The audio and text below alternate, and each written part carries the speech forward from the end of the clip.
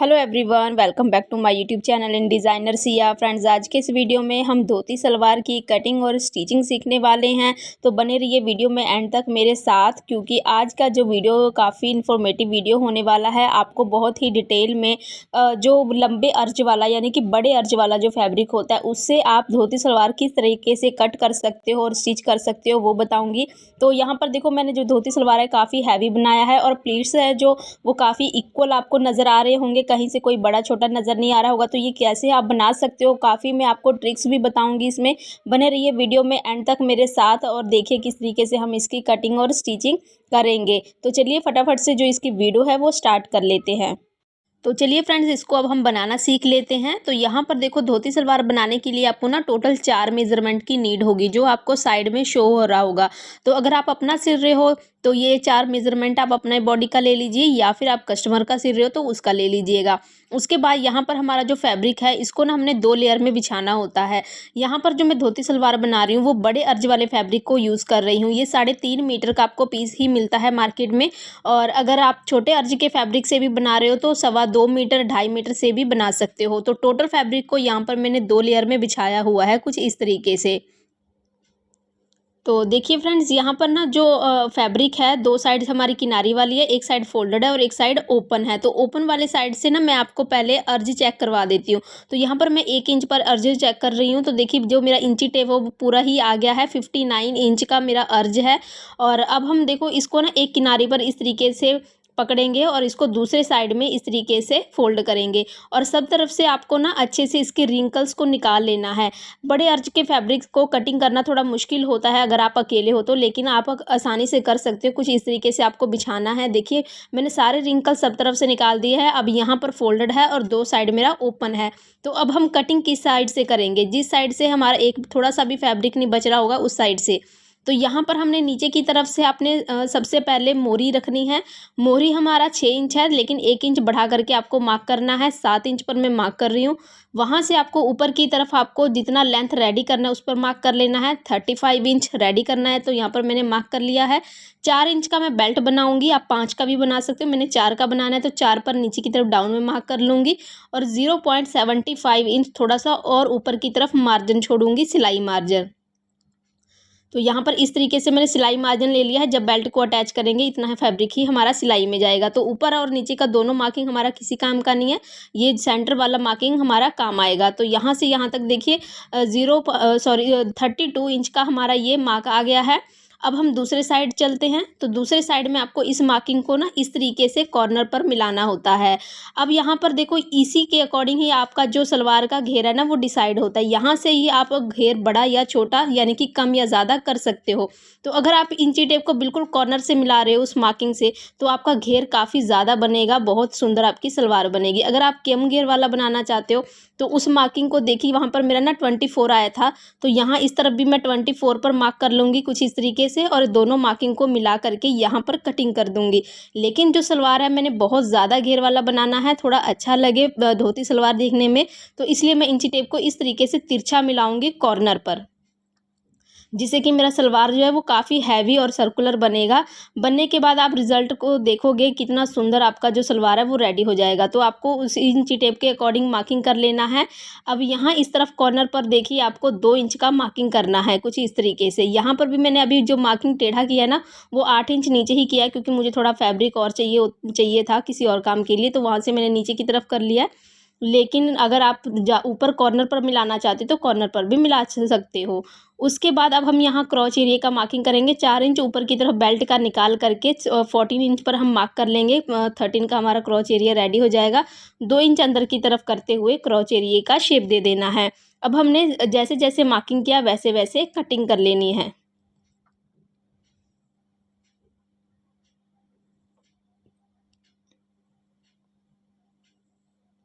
Cutting होने के बाद अब हम इसको साइड कर देंगे। और जो हमारा साइड से फैब्रिक जो बचा हुआ था वहाँ से हमने बेल्ट निकाल लेना है। तो बेल्ट मैं 7 इंच चौड़ी ले रही हूँ और लंबाई ले रही हूँ हिप के अकॉर्डिंग। हिप मेरा था देखिए 38 इंच, तो उसका हाफ करेंगे तो 19 आ जाएगा। और 3 इंच का मैं लूजिंग ऐड करके 1 इंच का सिलाई मार्जिन ऐड करके 23 इंच टोटल आ जाएगा। तो टोटल लंबाई 23 इंच और लंबाई 7 इंच का मैं बेल्ट कट कर लूँगी। बेल्ट के कट होते ही हमारी सलवार कट हो चुकी है। अब हम इसको जल्दी से सिलना सीख लेते हैं।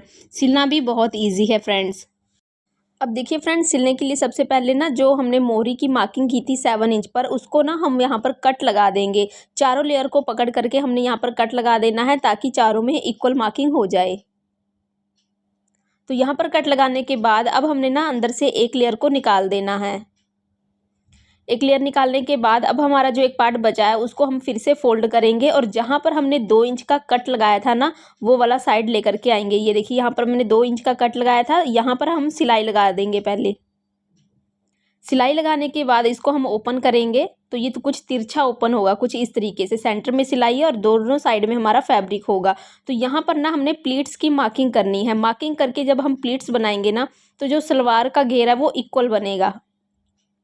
तो यहाँ पर देखो मार्किंग किस तरीके से करेंगे। जो हमने सिलाई लगाया वहाँ से दोनों तरफ आपको 1.5 इंच पर पहले मार्क कर लेना है। ये मार्किंग आप 2 इंच पर भी कर सकते हो। अब यहाँ से पीछे की तरफ हम 4-4 इंच या फिर 5-5 इंच पर मार्क कर सकते हैं। अगर आपका जो बेल्ट है वो ज़्यादा चौड़ा है तो आप 4 साढ़े 3 ऐसे भी कर सकते हो। लेकिन जो मेरा बेल्ट की लंबाई है वो 23 इंच ही है। और उसके बाद हमारा जो घेर है ये काफ़ी ज़्यादा है। सलवार मैंने ज़्यादा घेर वाला कट किया है, तो इसके लिए यहाँ पर मैंने ना सिर्फ 4 इंच का ही मैं जो मार्किंग है वो करूँगी। तो 4-4 इंच का हमने मार्किंग कर लेना है। ये मार्किंग कहाँ तक करेंगे, जहाँ तक हमने क्रॉच एरिया का कट किया था। तो कुछ इस तरीके से मार्किंग करते हुए हम पीछे की तरफ चले जाएंगे। और जब हम इस मार्किंग के ऊपर जब हम प्लेट डालेंगे ना, तो सभी प्लेट्स जो है वो इक्वल होंगी। किसी में कम फैब्रिक या ज़्यादा फैब्रिक नहीं जाएगा, जिसकी वजह से जो हमारी प्लेट्स है वो बिल्कुल इक्वल बनेगी। और जो घेर है, घुमाव होगा धोती का, वो बहुत ही उभर करके आएगा। तो यहाँ पर हमारा क्रॉच एरिया का कट आ गया है। तो यहीं तक हमने जो कट है वो लगाना, मार्क है वो लगाना है। तो ये हमारा मार्क लग गया है। अब सेम यही मार्किंग हमने दूसरे साइड भी कर लेनी है।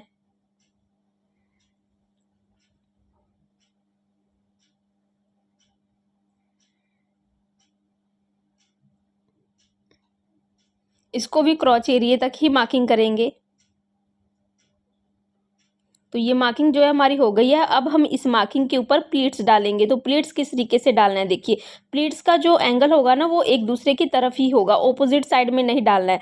तो ये देखिए पहला जो मार्किंग है उसके ऊपर हम पिछले मार्किंग को उठा करके रखेंगे और आधा आधा इंच हम पीछे की तरफ करते जाएंगे, कुछ इस तरीके से।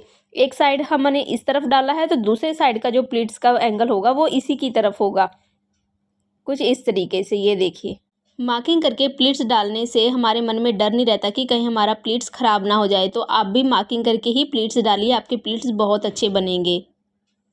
तो यहाँ पर देखिए सेम मेथड से मैंने प्लीट्स डाल दिया है, लेकिन साइड साइड का एक मार्क ना मैंने दोनों तरफ का छोड़ा हुआ है। वो किस लिए छोड़ा है मैं अभी आपको क्लियर कर देती हूँ। तो देखिए सेंटर की सिलाई से जब आप कॉर्नर तक मेज़र करोगे तो देखिए आपका ना 15 इंच आ रहा है, यानी कि मेरा 15 इंच आ रहा है। तो लेकिन हमें ना देखिए कितना चाहिए, 23 का हाफ होता है 11.5, तो 11.5 इंच चाहिए। तो हमें ना साइड के प्लीट को एक बार मार्किंग के ऊपर ही फिक्स करके पिन सिक्योर कर रही हूँ, तो 12 इंच आ रहा है। इसलिए हम ना थोड़ा सा और पीछे की तरफ सेट करेंगे। पीछे की तरफ से प्लीट्स को उठाएंगे और सेट करके तब हम मेज़र करेंगे। तो देखिएगा हमारा 11.5 इंच ही आ जाएगा। इसको हम इसलिए छोड़ते हैं ताकि ना हम बेल्ट के अकॉर्डिंग जो हमारा सलवार है, प्लीट्स है, उसको हम सेट कर सके। इसलिए दोनों साइड से आपको एक एक प्लीट को छोड़ देना है और अपने बेल्ट के अकॉर्डिंग उसको सेट कर लेना है। तो जब आप इस तरीके से सेट करोगे तो जैसे कि 23 इंच आपका बेल्ट है, तो 23 इंच का आपका ये घेर रेडी हो जाएगा। ये देखिए टोटल आपका 23 इंच रेडी हो गया।